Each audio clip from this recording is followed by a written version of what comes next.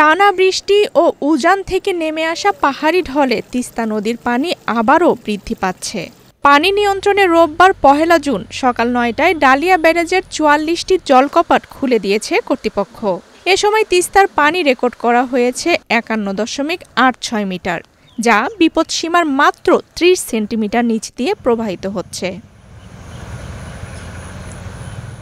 পানির স্তর ক্রমেই বাড়তে থাকায় লালমনিরহাটসহ উত্তরের কয়েকটি জেলার তিস্তা পাড়ের মানুষ বন্যার আশঙ্কায় দিন কাটাচ্ছেন।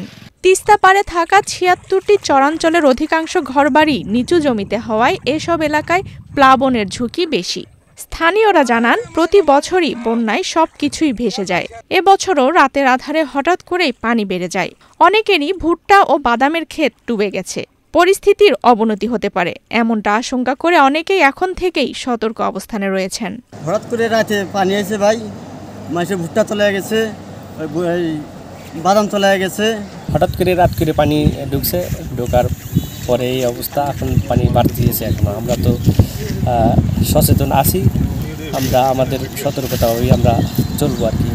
হঠাৎ করে পানিটা আসছে রাত্রিবেলা আসিয়া, মনে করেন যে আমাদের বাদাম, আমার 2 বিঘা জমি বাদাম করে লাগাইছিলাম, বাদাম সব মনে করেন যে বালুর তলে চলে গেছে।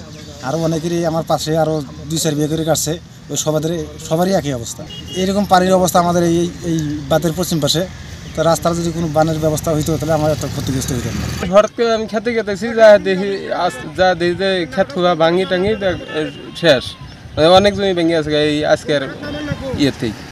ডালিয়া পানি উন্নয়ন বোর্ডের কর্মকর্তা নুরুল ইসলাম জানান, গত কয়েকদিন ধরে তিস্তার পানি বাড়ছে, তাই তিস্তা ব্যারেজের ৪৪টি গেট খুলে পানি নিয়ন্ত্রণ করার চেষ্টা করা হচ্ছে।